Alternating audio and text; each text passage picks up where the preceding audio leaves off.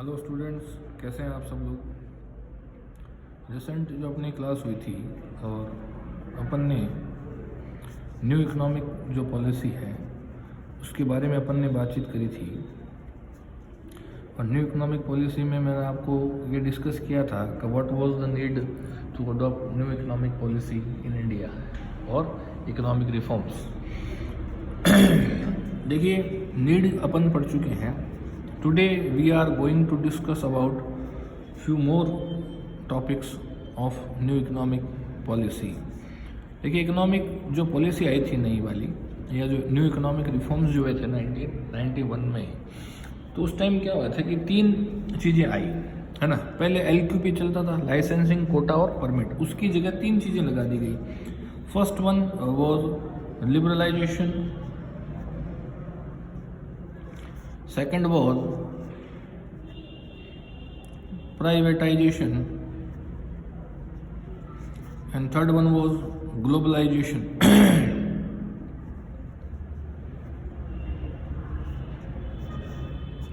Third one was globalisation. देखिए, इसमें क्या है कि सबसे पहले अपन लिबरलाइजेशन को अडॉप्ट करते हैं और इस टॉपिक की बात करते हैं। जैसा कि नाम से ही दिख रहा है कि जो ट्रेड पॉलिसीज जो थी उनको क्या किया गया, लिबरल बनाया गया, उनको रिफॉर्म्स में उनको अच्छे से किया गया। तो लिबरलाइजेशन में क्या हुआ कि जो स्ट्रिक्टनेस थी किसी भी सेक्टर में उसको रिलैक्सेशन दिया गया, या कुछ ज़्यादा रेस्ट्रिक्शंस थी उनको रिमूवल किया गया। तो सबसे पहले अपन बात करते हैं इंडस्ट्रियल सेक्टर की। तो industrial sector reforms, industrial sector reforms. देखिए, इंडस्ट्रियल सेक्टर में रिफॉर्म्स जो हैं, सबसे पहला जो रिफॉर्म था इंडस्ट्रियल सेक्टर में, which was abolition of licensing policy. देखिए, जब 1991 से पहले किसी भी बिजनेस को करने के लिए लाइसेंस एक नेसेसरी टर्म्स और कंडीशंस थी, ठीक है ना। आपको कोई भी बिजनेस करना तो उसमें आपको लाइसेंस नेसेसरी होता था, रिक्वायर्ड होता था। लेकिन अब 1991 के बाद सिर्फ 5 सेक्टर ऐसे बचे हैं जहाँ पे लाइसेंसिंग पॉलिसी की अपने को नीड है, लाइसेंस जहाँ पे अपने को जरूरी होता है। तो there are only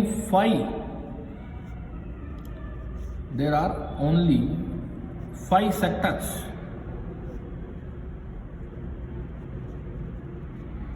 first one, liquor industry.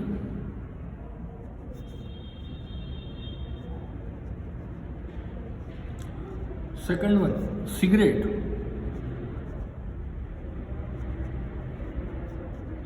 Third one is defence equipment.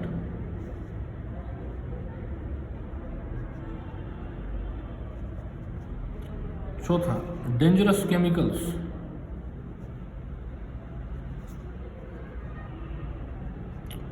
और इंडस्ट्रियल एक्सप्लोजिव।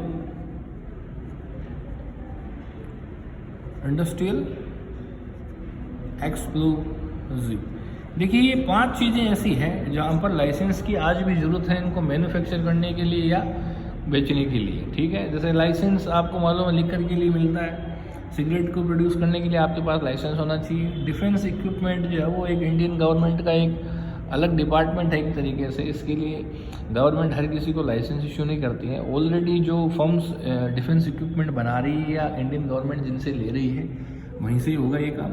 डेंजरस जो केमिकल्स है, लाइक नव गैस और, है ना, तो ये सब भी जो लाइसेंस्ड जो इंस्टीट्यूट है वही प्रोड्यूस करेंगे।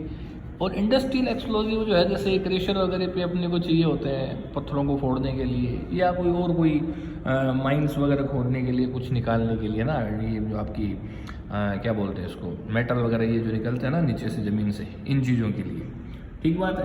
तो ये तो हुआ एक पॉइंट। इससे हुआ कि एक्चुअल में क्या, जो प्रोडक्शन कैपेसिटी थी वो एक तरीके से एक्सपेंड हो गई। तो expansion of production capacity, expansion of production capacity जो है वो एक तरीके से क्या हो गई है, इसमें एक्सटेंड हो गई है। दूसरा जो पॉइंट है विच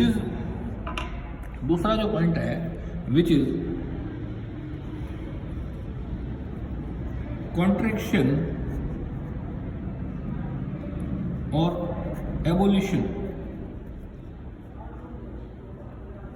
ऑफ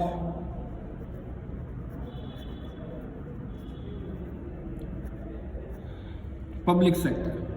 देखिए 1991 में 17 जो सेक्टर थे वो पीएसयू के अंदर में थे। 17 सेक्टर जो है वो पब्लिक सेक्टर यूनिट्स में आते थे। इनको रिड्यूस करके 8 तक लाया गया, 8 पीएसयू सेक्टर्स कर दिए गए। और एट प्रेजेंट में इंडियन गवर्नमेंट ने क्या किया कि 2010-11 में इनका नंबर जो डिक्रीज करके ओनली 2 पब्लिक सेक्टर यूनिट्स जो है वो गवर्नमेंट ने पीएसयू में रखी है। इट मीन्स गवर्नमेंट ने अपनी रखी है, which first one is atomic energy, first one is atomic energy and the second one is Indian railway. Second one is Indian railway. तो ये जो 2 चीज़ें जो है वो गवर्नमेंट ने अपने पास रखी है। बाकी गवर्नमेंट ने धीरे धीरे इसको पब्लिक प्राइवेट मॉडल पे या इसका प्राइवेटाइजेशन कर दिया काफ़ी चीज़ों का, ठीक बात है। तो ये इस तरीके से परफॉर्म हुआ। तीसरा जो रिफॉर्म किया गया इंडस्ट्रियल सेक्टर में, which is BIFR। BIFR is stands for board of industrial and financial reconstruction, board of industrial and financial reconstruction. इसमें ये एक बोर्ड इस्टेब्लिश किया गया और इसको एक रिव्यू टास्क दिया गया। इसमें 5-6 मेंबर थे, इसको एक रिव्यू टास्क दिया गया और इसको बोला गया कि आप जो 6 units of public sector, 6 units of जो पब्लिक सेक्टर है उसका आप ब्यौरा दीजिए कि इनमें से कौन कौन सी यूनिट्स जो है जो बेकार हो चुकी हैं, और उसके बिहाफ पे इन यूनिट्स को 3 चीज़ों में डिवाइड किया जाएगा। एक तो क्या हो जाएगा, प्राइवेट सेक्टर में डाल सकते हैं उनको, या अगर डंकी है उसमें से तो उसको पब्लिक सेक्टर में रख लिया जाएगा,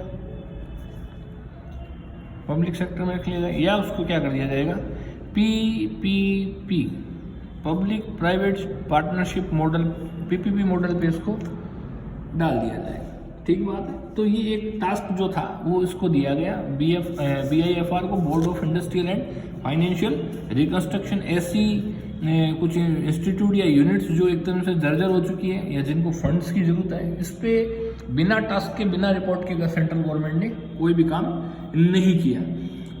नेक्स्ट जो रिफॉर्म था एक तरीके से, इंक्रीज इन फॉरेन ट्रेड,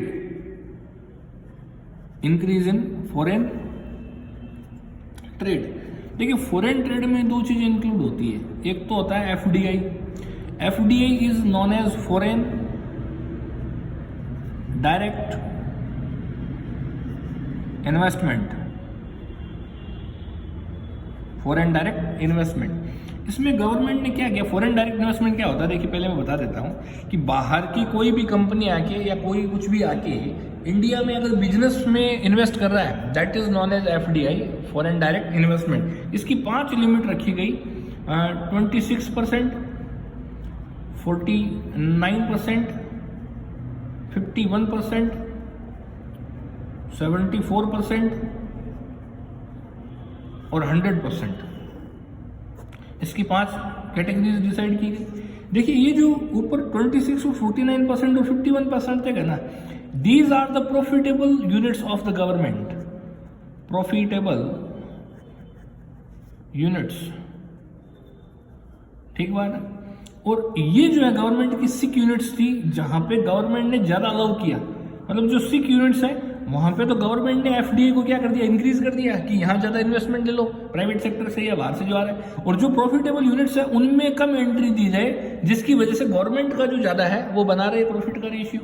तो इस तरीके से गवर्नमेंट ने इंक्रीज इन फॉरेन ट्रेड को अपनाया और FDI को मंजूरी दी। उससे पहले फॉरेन ट्रेड इतना नहीं होता था इंडिया में, इसके बाद में कंसिस्टेंटली बढ़ा है। सेकेंड जो पॉइंट था फॉरेन इन्वेस्टमेंट का, which is FII, foreign institutional या इनडायरेक्ट इन्वेस्टमेंट, एक तरीके से मैं अगर बोलूँ इंस्टीट्यूशनल इन्वेस्टमेंट एक तरीके से, ठीक बात है। इसमें क्या है कि आप ये पोर्टफोलियो इन्वेस्टमेंट वगैरह जो है वो इस कैटेगरी में, मतलब शेयर वगैरह जो आप खरीदते हो, बाहर से कोई आके यहाँ पोर्टफोलियो इन्वेस्टमेंट कर रहा है, यहाँ के शेयर्स वगैरह में इंटरेस्ट दिखा रहा है, परचेज कर रहा है, that is known as portfolio investment. तो ये सारी कैटेगरी किसमें आ जाएगी, इसमें आ जाएगी। Next point is reforms related to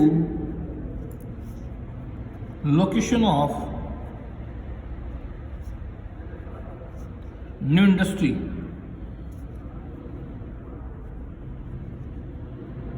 reforms related to location of new industry, इसमें क्या होता था, देखिए नई इंडस्ट्री अगर आपको लगानी है तो उसमें गवर्नमेंट किस तरीके से परमिशन देती है। देखिए दो तरीके हैं, एक तो ऐसी industry which creates pollution, which creates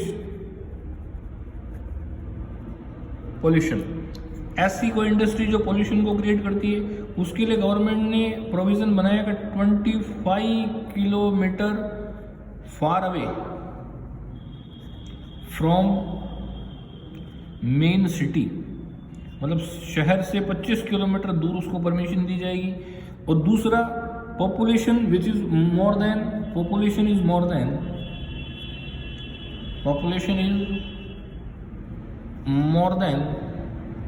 10 lakhs, मतलब या तो उसकी जनसंख्या कितनी होनी चाहिए, 10 लाख से ज़्यादा होना चाहिए, या फिर वो 25 किलोमीटर सिटी से दूर होना चाहिए। जो इंडस्ट्री पोल्यूशन फैलाती है उसके लिए प्रोविज़न बनाया गया, उसके बाद परमिशन दी जा सकती है। और एक था which does not create pollution, which does not create pollution, उसको गवर्नमेंट ने क्या किया, परमिशन बिना किसी प्रोविज़न के दी कि जो पोल्यूशन फैला ही नहीं रहा। जैसे आपको एक नॉर्मल किराना की दुकान लगानी है, नॉर्मल आपको कोई चाय पानी की दुकान लगानी, तो इससे इतना जो अपन एक बात करते हैं कि भाई पोल्यूशन कितना फैलेगा कितना नहीं फैलेगा, तो इस पर इतना फ़र्क नहीं पड़ेगा। इसलिए गवर्नमेंट ने इसकी जो परमिशन है वो ईजिली केस में दे दी है, ठीक बात है। इसके बाद का जो रिफॉर्म्स की अगर अपन बात करें तो एक रिफॉर्म हुआ था एबोलिशन ऑफ मैंडेटरी कन्वर्टिबिलिटी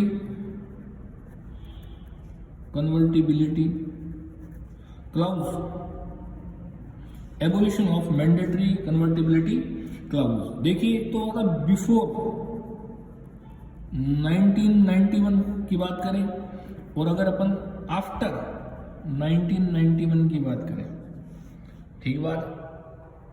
देखिए मैं आपको एक एग्जांपल दूं, पहले ये बात बता दूं कि 1991 से पहले ओनली सिंगल करेंसी या ओनली वन करेंसी जो थी वो अपने पास इंडिया में थी बाहर की, विच इज़ US डॉलर, और यही लाने की अनुमति थी अपने को। अब आप ये समझिए कि अगर इंडिया और जापान एक साथ ट्रेड करते हैं तो इंडिया की करेंसी तो है इंडियन रुपीज़ और जापान की करेंसी है येन।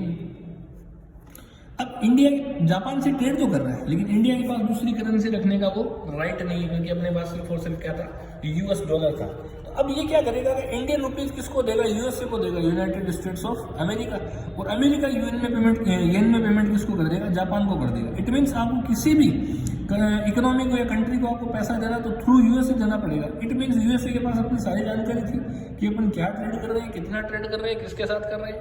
तो ये जो मैंडेटरी कन्वर्टिबिलिटी जो क्लाउज था, ये 1991 में जो इकोनॉमिक रिफॉर्म अडॉप्ट किए गए उसमें इसका रिमूवल किया गया।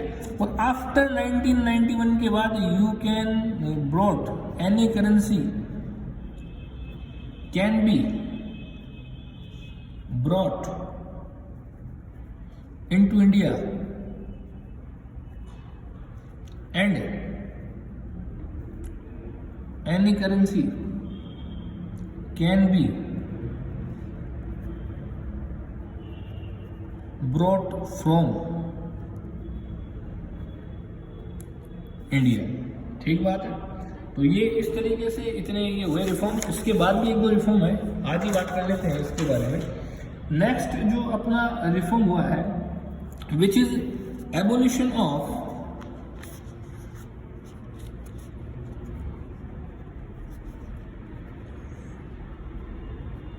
Abolition of phase by phase scheme. आपने अगर एक पिक्चर देखी है, दीवार पिक्चर थी अमिताभ बच्चन की, है ना। उस दीवार पिक्चर में क्या था कि अमिताभ बच्चन ने एक डायलॉग मारा था कि जाओ पहले उस आदमी का साइन लेके आओ, ऐसा एक ऐसा डायलॉग था ना। तो यहाँ एक्चुअली में हुआ क्या, कमर्शियल बैंक ने ये कंडीशन रख दी कि आपको जो लोन जो मिलेगा वो फेज बाय फेज स्कीम में मिलेगा। इट मीन जैसे आप कोई नया प्लांट लगा रहे हो तो पहले आपने से ज़मीन खरीदी है, तो उस ज़मीन के कागज़ बनवा के ले आओ, कागज़ दिखा दो, पैसे मिल जाएंगे आपको। तो पहले तो व्यवस्था आपको ही करनी पड़ेगी ज़मीन के पैसे की, और बेचारे उसके पास पैसे होते तो वो आपके पास क्यों जाता, है ना। तो बैंक एक तरीके से वही बोला कि जाओ पहले वो साइन लेके आओ, वो कागज़ लेके आओ, फिर आप मशीनरी बिठाओ, तो मशीनरी के एक बार तो मशीन के पैसे आपको देने पड़ेंगे, मशीन का बिल दिखाओ लाके, तो मशीनरी के पैसे मिल जाएंगे, इंस्टॉलेशन के मिल जाएंगे, प्रोडक्शन के मिल जाएंगे, वर्किंग कैपिटल के मिल जाएंगे। तो ये फेज बाई जो फेज स्कीम जो चल रही थी, गवर्नमेंट ने इसको एबोलिश किया। जैसे आपको पहले ज़मीन खरीदनी है तो लैंड के पैसे आपको देने पड़ेंगे, एक बार ज़मीन के कागज़ दिखाएंगे तो आपको मिल जाएंगे, फिर मशीनरी के पैसे आपको मिल जाएंगे, इंस्टॉलेशन का आपको मिल जाएगा, और प्रोडक्शन के लिए आपको जो पैसा चाहिए वो सारा का सारा मिल जाएगा। आफ्टर 1991 ये सारा का सारा क्या किया गया, इसको और रिमूवल किया गया। अब एक साथ जो है वो सेंट्रल बैंक जो है वो पैसा दे देगी आपको, ठीक बात है। इसके बाद जो नेक्स्ट जो रिफॉर्म हुआ which is FERA to FEMA, FERA is equal foreign exchange regulation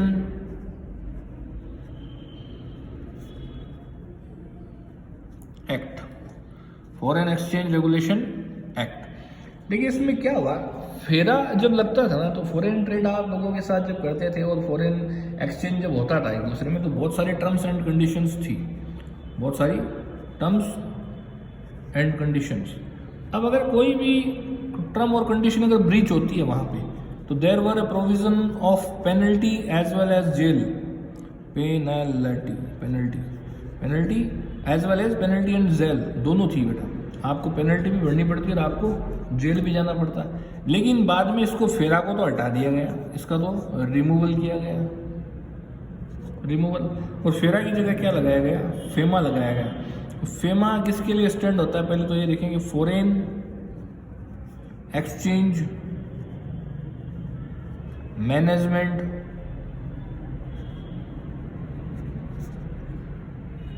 act, foreign exchange management act. Foreign exchange management में क्या है कि सिर्फ आपको पेनल्टी ही देनी पड़ेगी अगर कोई ब्रीच ऑफ टर्म्स और कंडीशन होती है। इसमें जेल का कोई भी प्रोविजन नहीं है, नो जेल, जेल के प्रोविजन को क्या कर लिया गया, रिमूव कर लिया गया। आई बात समझ में। एक एक्ट और था, this is the last one, it was MRTP act, MRTP act. It was implemented in 1969। देखिए कितने पुराने जो लॉ हैं उनको एक तरीके से रिव्यू नहीं किया गया था। तो MRTP जो है वो किसके लिए स्टैंड होता है, monopoly, restrictive trade policy act 1969। एक तरीके से व्यापारियों की गर्दन पकड़ ली थी इसने, नेक पकड़ के रखी थी।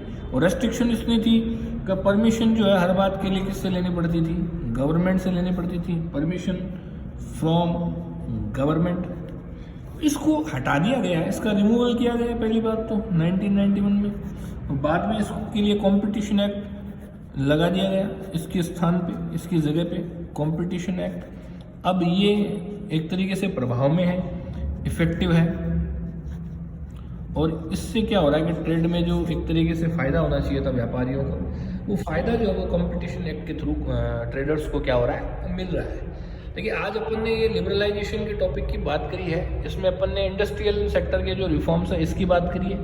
कल जब अपनी नेक्स्ट क्लास होगी तो अपन फाइनेंशियल सेक्टर के रिफॉर्म, टैक्स रिफॉर्म और एक्सटर्नल सेक्टर के जो रिफॉर्म है वो देखेंगे, इससे अपना लिबरलाइजेशन हो जाएगा। उसके बाद प्राइवेटाइजेशन और ग्लोबलाइजेशन, ये सारी चीज़ें अपन देखेंगे। ठीक बात है, तो आज की क्लास में इतना ही है। इसमें अगर आपको कुछ नहीं समझ में आ रहा तो आप मेरे से पूछ सकते हैं। Thank you very much.